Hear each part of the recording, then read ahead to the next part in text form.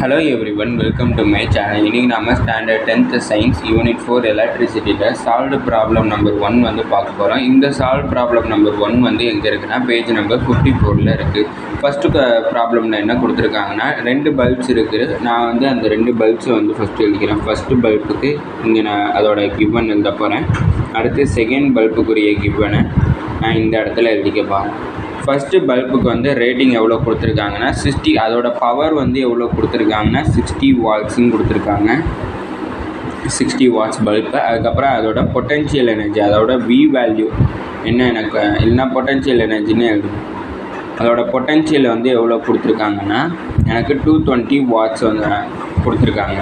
அடுத்து செகண்ட் பல்புக்கு வந்து எவ்வளோ ரேட்டிங் கொடுத்துருக்காங்கன்னா அதோட பவர் வந்து 40 வாட்ஸ் வந்து கொடுத்துருக்காங்க. அதோட பொட்டென்ஷியல் வந்து எனக்கு எவ்வளோ கொடுத்துருக்காங்கன்னா 220 வாட்ஸ் தான் கொடுத்துருக்காங்க.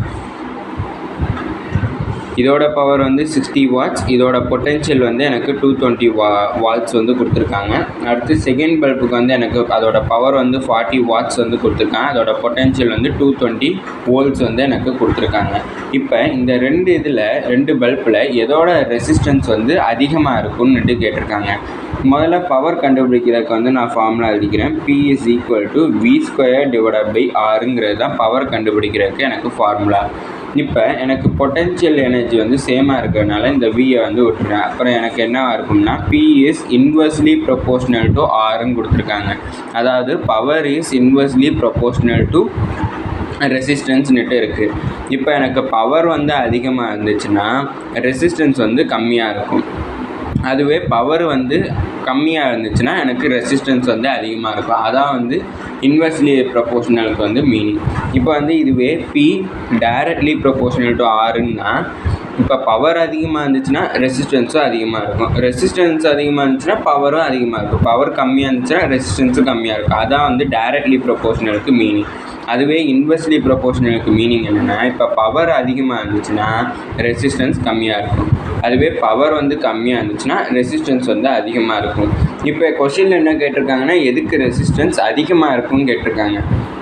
எதுக்கு அதிகமாக இருக்கும்னா பவர் எது கம்மியாக இருக்கோ அதுக்கு தான் ரெசிஸ்டன்ஸ் வந்து அதிகமாக இருக்கும். பவர் எது கம்மியாக இருக்குது, செகண்ட் பல்புக்கு தான் வந்து பவர் கம்மியாக இருக்குது. அப்படின்னா எனக்கு இந்த செகண்ட் பல்புக்கு தான் வந்து ரெசிஸ்டன்ஸ் வந்து அதிகமாக இருக்கும். அப்படின்னா greater resistance is with the bulb having rating as 40 watts and 220 volts. அதாவது 40 வாட்ஸ் அதுக்கப்புறம் 220 வோல்ட்ஸ் இருக்கிற பல்புக்கு தான் வந்து கிரேட்டர் ரெசிஸ்டன்ஸ் இருக்குங்கிறத சொல்லியிருக்காங்க. இதோட இந்த வீடியோ முடிஞ்சிச்சு. தேங்க்யூ.